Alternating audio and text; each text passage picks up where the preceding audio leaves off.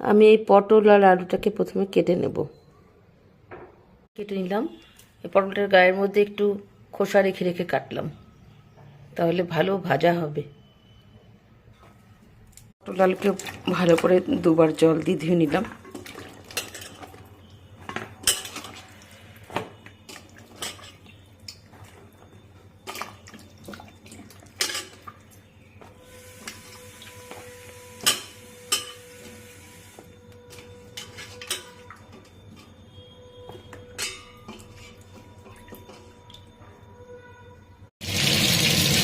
জিরে ফোড়ন দিলাম,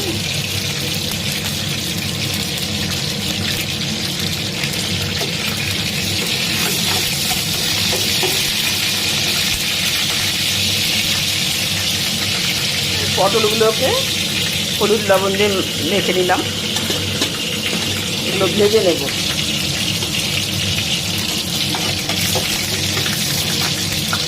পটলগুলোকে ভালো করে ভেজে নিলাম।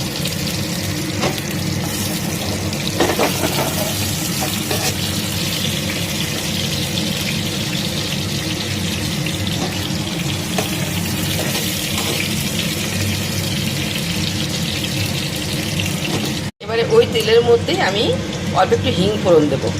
যারা হিং খান দেবেন, আর না হলে দেবেন না। এবারে তার মধ্যে কয়েকটা আলু কেটে রেখেছিলাম, আলু দিলাম। আলুটা ভালো করে লাল লাল করে ভেজে নেব।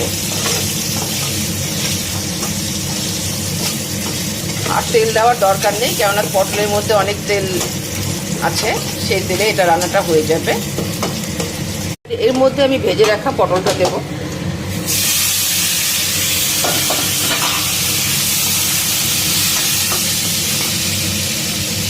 আমাদের মশলা অ্যাড করব।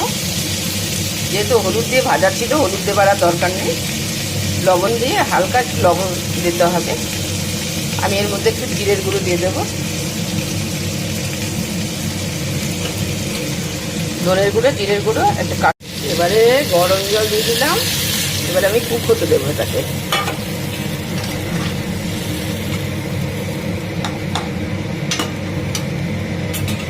দিয়ে একটা ঢাকনা দিয়ে দেবো।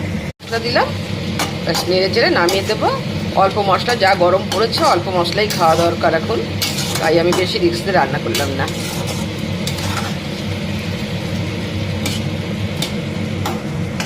তরকারি রেডি। অল্প মশলাতে আলু পটলের তরকারি এভাবে রান্না করলে খারাপ লাগে না, আমার তো ভালোই লাগে। তরকারি রেডি। অল্প মশলাতে আলু পটলের তরকারি এভাবে রান্না করলে খারাপ লাগে না, আমার তো ভালোই লাগে।